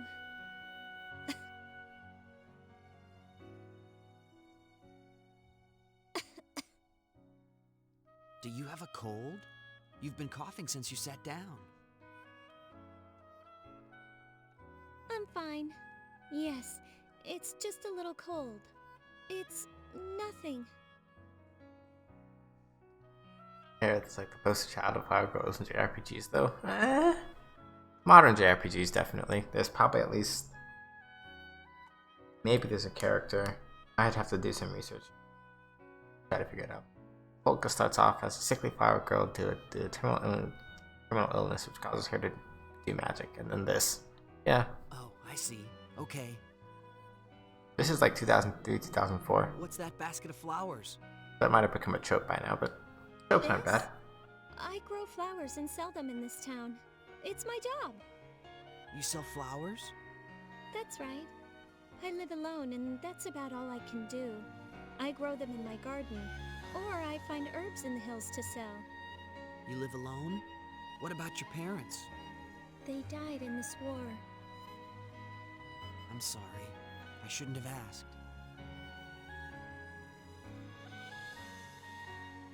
It's okay.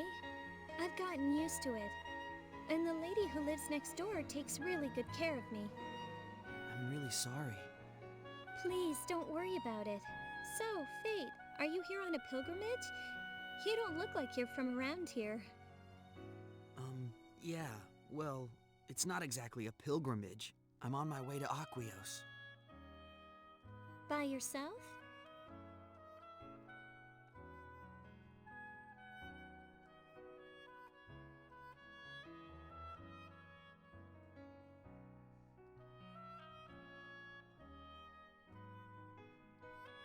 No, there are 2 others traveling with me. Really? Oh, wait!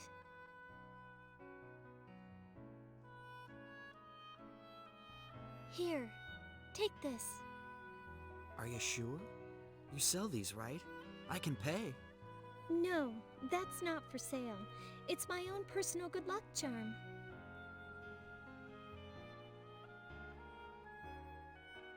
First in 2007, but exchanged that thing for PS. A good luck charm? Oh yeah, this game would have been about 3 or 4 years earlier. Yes, it's been a local tradition for generations. It's called the Maiden of Arisa. It's a flower that represents Arisa, the goddess of the moon and the wind. They say that if you carry this flower, Arisa will use her powers to keep you safe during your journeys. Will she now? Wow, that's amazing. I carried it with me when I came back home from Ariglyph. I can't take something so precious from you. Don't worry, I don't need it anymore. Star Ocean 3 was like 2003, 2004. And at least, definitely the American release was around that time window. The original Japanese release might have been like a year earlier. Maybe. Or slightly. The timing is about right. Basically, the version of Star Ocean 3 that we got over here is the director's cut of the Japanese version. The original Star Ocean 3 was Thank you, Amina. I'll take very good care of not very well received. So they released the director's cut version, and then we got the director's cut over here in the States when it came out. Please do.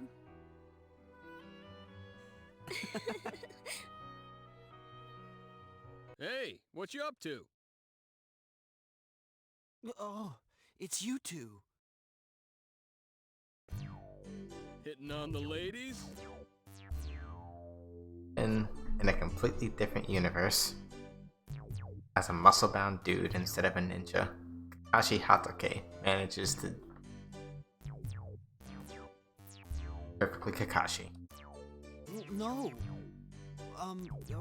She just looked like someone I know, and, well, Come on, you can come up with a smoother line than that. I'll teach you a few for next time. Go to hell, Cliff. I told you I'm not hitting on her. Hey, simmer down. Can't you take a joke? Look, if you don't want to get teased a little, then don't play lovey-dovey while you wait around for us. Got it?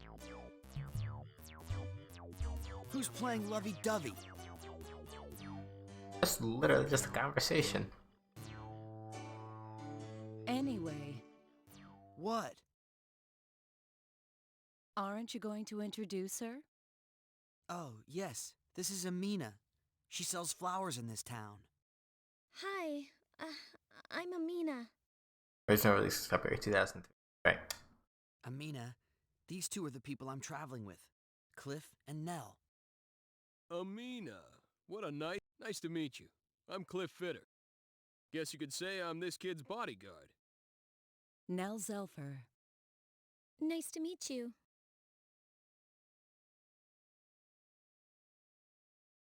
That's a rare flower you're holding. Where did you get that? Oh, this? Amina gave it to me. Huh?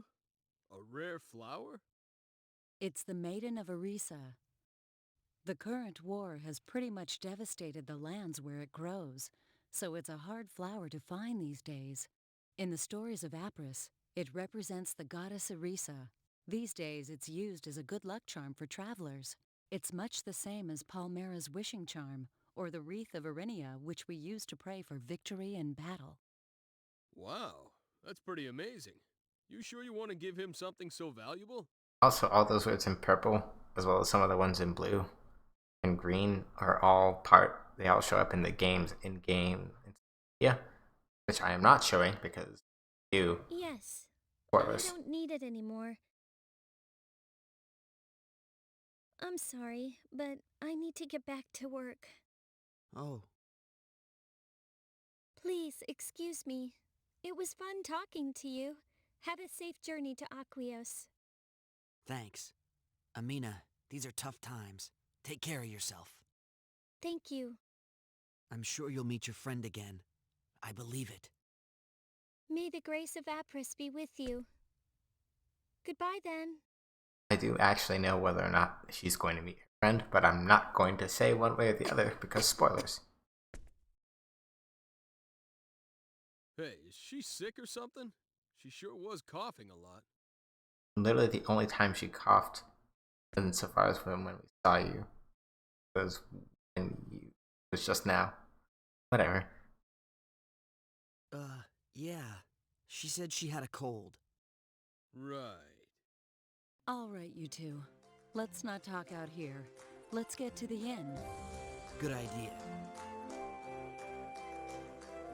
Paterni has 2 inns, but there are some issues with the one on the east side, so we'll use the one on the west.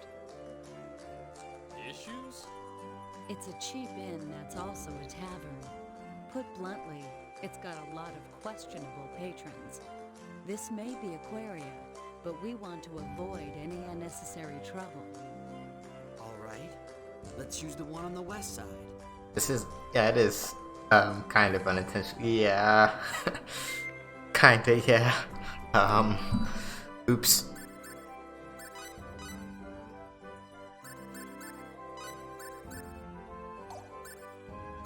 Oh, they actually took off the thing that I wanted. Put on. No. Thank you. I want my symbol of courage. I'm not getting rid of the Maiden of Arisa because it was a present, but I want my symbol of courage. I don't need to run from battle. Run from a fight in this game means you're not winning. And if you're winning, it means you're not trying.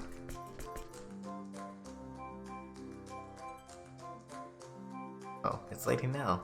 Will he be staying? No, there's no problem at all. Got in right to the head of the line. Have a pleasant stay. Oh, I intend to. Okay, we're checked in. Our rooms are open.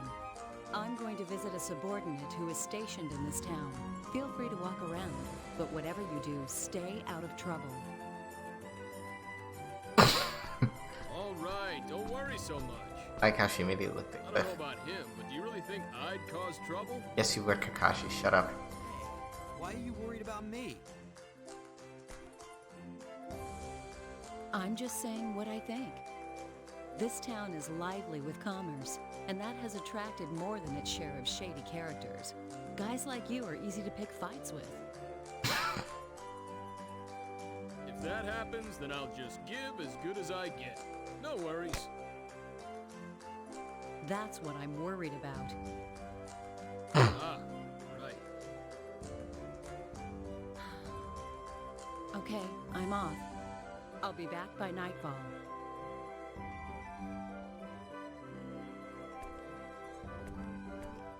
I think I'll hang out at the local tavern. You go amuse yourself. I think I will.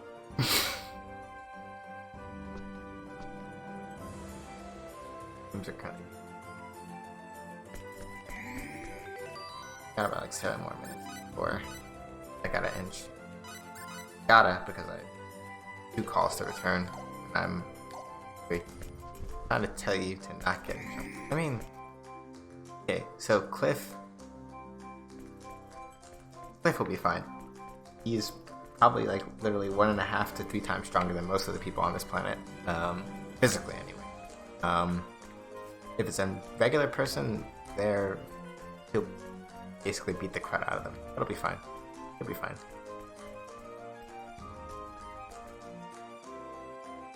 Right. Talk to this clown already. Trying to get me. You know, just funny how that combo finished. Yeah, I mean, it's Cliff. He kind of just does what he wants. He is also definitely a lot less of a musclehead than he looks or acts like.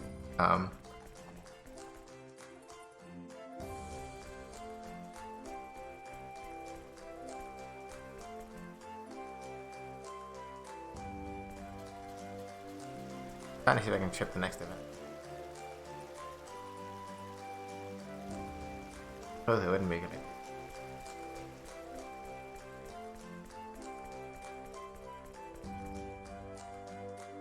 I can trip the next event.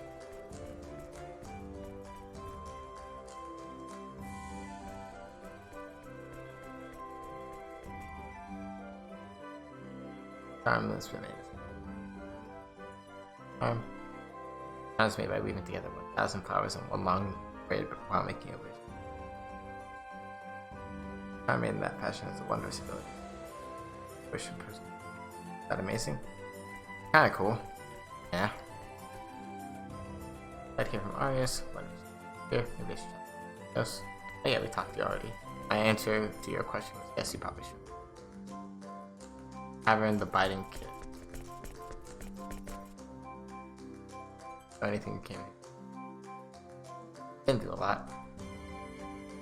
In the middle of a journey to Oculus with a certain lady.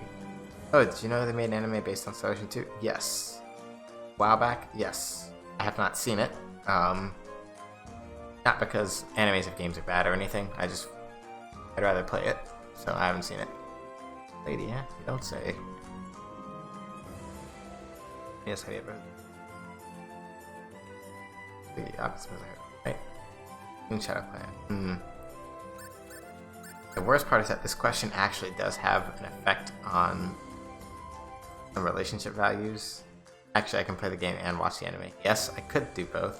Oh, and not feel a difference. Okay.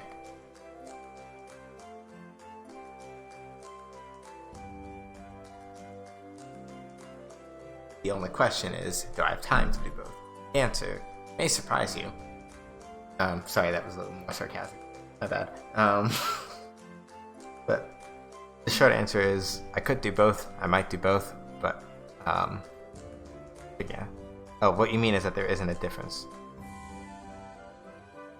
Okay. Yeah, fair. I'm just gonna bite the bullet. I could bluff and say that I have heard of them. Well, no, I have, because I've heard of them. Famous, aren't they? That Manatees that strikes fear into the hearts of all they meet. He is amazing, he defines me. Best your gifted man would be leading a bunch of bandits. Good point. Little brat, did you just say what I think you did? How dare you? Listen to me. Being a thief isn't as easy as you think it is. You never know if you're going to be killed. Oh man. Wait a minute. Can't keep your big mouth shut. Oh, that's fair. I don't understand why you're taking it so personally. I was one of that band of thieves. I realize now that I think about it. This guy's the leader. He's just hanging out in this tavern trying to be chill. And we basically just dissed him, and that's why he's mad. Oh, well, you see. Just I think the life of Breath is a rather admirable profession. Man, no, it's not. This is better than being one of those spineless fools you see everywhere. I think, well, like, cool and... Huh, who are you? Don't see Jason here very often. Nobody did. I took it around. Okay, lie. Technically, no. Whatever.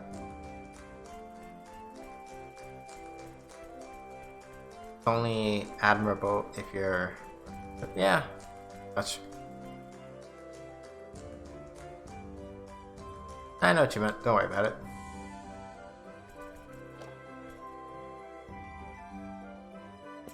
Private home. Nobody's here. That's 229. Okay, so... I know that by now, probably, the inn rooms aren't ready. But...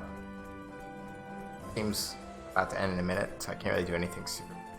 Go run back over there. That save point. And then... out.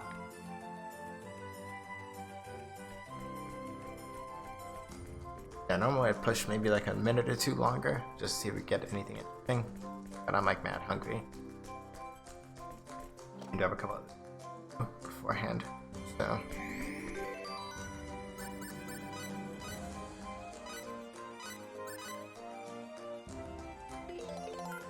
Oh, alrighty. Well, and this is pretty much the end of the stream.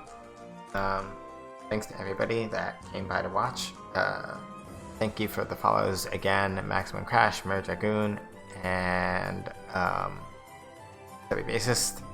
That's appreciated for the follows. As per usual, next week, 1:30 p.m. to 3:30 p.m. Same Kablam time, same Kablam channel. Wait, that's copyrighted. But jokes aside, next Friday, 1:30 p.m. Again, we'll be starting off with some Mage Princess Aalia dev stream stuff, followed by more Star Ocean 3 as I try to figure out where the event flags are. Have a good rest of your Friday and a good weekend. Safe, wash your hands, wear masks, you know, be responsible. Alrighty. Later days.